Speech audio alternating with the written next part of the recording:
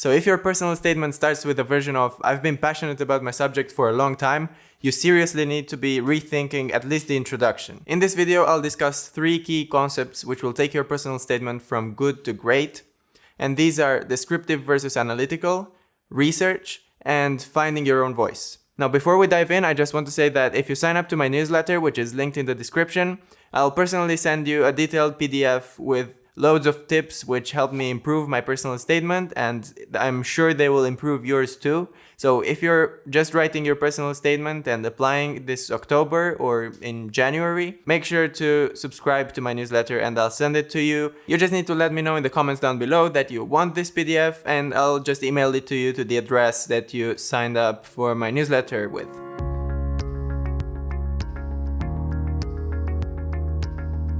So the first key concept we'll talk about is descriptive versus analytical. And I'll give you 2 seconds to think about which one you think would be best for a personal statement. Well, as you might have guessed, examiners will be a lot happier to see a more analytical, evaluative, and reflective personal statement than one just describing who you are and what you've done. Imagine that they also see your CV, where you can state everything that you've done, all your extracurriculars, work experience, and what you've done in school, in contests, and all that. They will see in the CV. You don't need to repeat that in your personal statement. You want to stand out. So instead of repeating that, what should you do? Well, you might be thinking that it's called a personal statement. It should be about me, right? Yeah, sure, it should be about you, but very strongly from the angle of your interest in the subject that you're applying for. Because even if you're talking mainly about your subject and what you think of it, you'll still be yourself, and we'll get in more detail to this in the third part of this video. But for now, let's think about what it means to write an analytical or reflective or evaluative personal statement. Well, let's start with language. And instead of saying, I did that, I am like that, I like so and so. Instead of starting your sentences like that, you can use phrases which lead into a discussion of your topic, of your chosen subject. Think of it like this. Think of it as if your examiners are persons who are very, very interested and passionate about the same subject that you're passionate about. And with this mindset, you can start talking to them, of course in a formal, written way, about those particular parts of the field that you're most interested in and that most raise your curiosity and that fascinate you. So in order to do that, you should consider starting your sentences with phrases such as, I was particularly interested in how, or what particularly struck me was, or this helped me see the importance of. Such phrases, and you can come up with more of these on your own, or there are some more in the PDF that I told you about at the beginning of the video, will put you in that mindset of writing analytically and reflecting about the subject. And the examiners will really love that because they know a lot. They know almost everything about their subject, right? So you can't possibly compete with them on this note, and you really shouldn't. What you should do is show them that you know your subject fairly well, and that you also took the time to go into some maybe unexplored or less explored parts of the subject, that you found some niches that you might be interested in particular. University is very much about specializing, and especially universities in the UK will encourage you pretty early on to specialize. So this tendency towards specialization is something that you can exploit in order to highlight your ability to dive deep inside the subject and quickly make sense of the big picture, but at the same time focus on something very specific. And if you can find that inside your subject, that part that you're really interested in, and explain that and why it is that you're interested in that part in the personal statement, that would be really great in improving your personal statement, that I'm sure is already quite a good one. Now, as you might already have noticed, in order for this analytical style to work, there is a very, very important ingredient that you need to add to your arsenal. And that will lead us into the second concept of this video.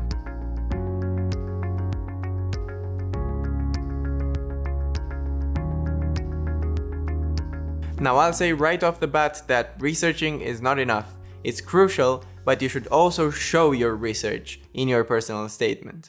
If you research a lot, but then write a very personal statement, a very descriptive personal statement, then there's unfortunately no point in your research, apart from the fact that you know the subject really well. But if you fail to show that in your personal statement, then the examiners won't have the chance to see how knowledgeable you are on the subject or how passionate you're about it. Even if you tell them, I've always been passionate about my subject, they won't believe you unless you show them what you researched and what you found most interesting in that research. Now, when it comes to the actual research, I'll tell you my story and then I'll give you some tips about how you can improve that. In preparation for my personal statement, of course, with help from my tutors, I devised a list of about 17 titles, which then my parents helped me buy through a distributor of English books.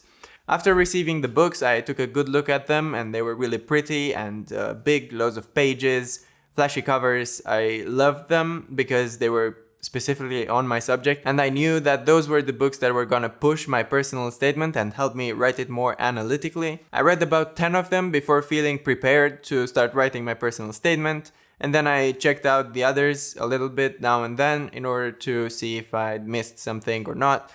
But in principle, it was 10 books in total for me. Now I'll give you a retrospective tip about this. If you've got loads of titles on your reading list, nearing 20, make sure not to start reading one book from cover to cover and leaving the others until after you've read the first one.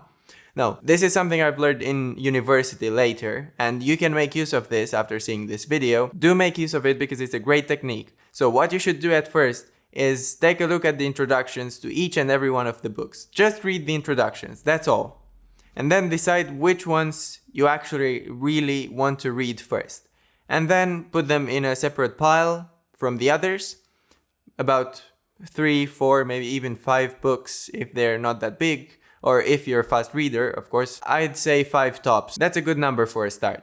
Now, after doing this, after reading the back cover, taking a look at it, reading the introduction, and separating the really interesting ones from the not so interesting ones, or the ones you haven't found the pleasure in yet, then start reading the conclusions or the last chapters. Yes, you heard me right.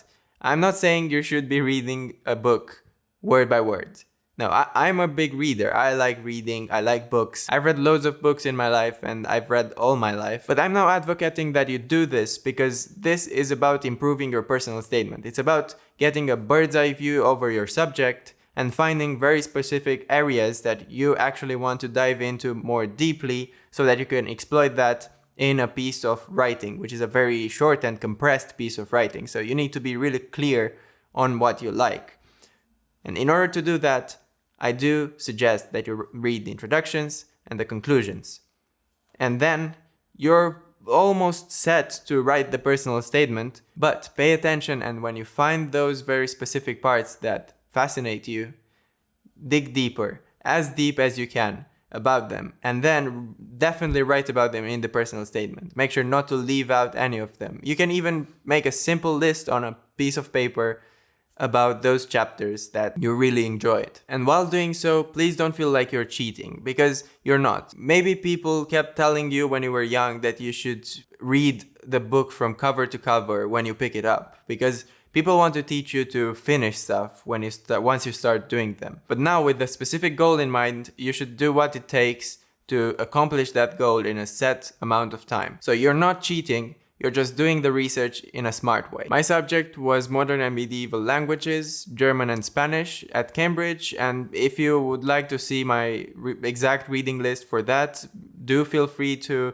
let me know in the comments down below. And of course, if you're subscribed to the newsletter, I'll know what your email is and I'll email you. Now, in closing of this section, I should stress once again that you should be showing your research in your personal statement.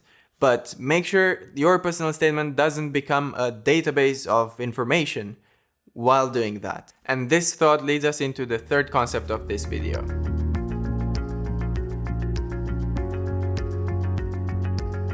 Now, when I say be yourself, I'm not contradicting my first point.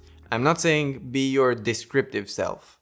I'm not saying describe what you do every day, like vlog style. What I'm saying is you should be giving your writing a voice, which should be your own voice. And luckily, there are some things you can do to create this voice that will be your own. In the introduction, your mission is to grab the reader's attention. And in order to do that, this might actually be the most personal part of this personal statement. But it's precisely here that you want to start standing out. You don't want to be like everyone else who's writing, "I've always been interested and passionate about my subject." And if you think about it, there are actually many things you can draw on here. Just spend some time brainstorming and thinking a bit about what your connection to this subject is. Why have you chosen to study this subject? And you might come up with some answers, with some experiences you've had in the past, or some events you attended, or people you've met, or these sorts of things which changed the path of your life towards this subject, which oriented you towards this field. Once you've started with something like that, you've got a reader's attention. They know something a little bit about you, and they also know why you're interested in this subject. Now the scene is set for you to go deep analytically and reflectively about the subject, and the examiners will thus know where you're coming from. Everything that you say about the field from now on will be thought in the framework of what your connection is to the subject. And this is a great thing because it establishes that personal connection before going more deeply into the analytical stuff. So the personal aspect of the personal statement is obviously important, but you need to balance it properly, and the introduction is the best device you have at hand to do that. It's the place to stand out as who you are in relation to the subject. After starting like this, I believe that you'll also think that finding your voice will come naturally. It will flow because once you've written such an introduction and once you've got your research down, you're very, very clear on where you stand and why you've chosen that topic and what most interests you inside that field. And if you're clear about all this, then the examiners will be clear about it. And there's nothing better than a very, very clear personal statement. It's a very compressed document, as I've already said, 47 lines or 4,000 characters. It should be honed and honed until it's packed with information and presented in a personal way, in such a way that the examiners feel that you could have written a lot more about the subject had you been given the space and the time. They should feel like they have a conversation partner in you, because at the end of the day, what you aim for is being their student.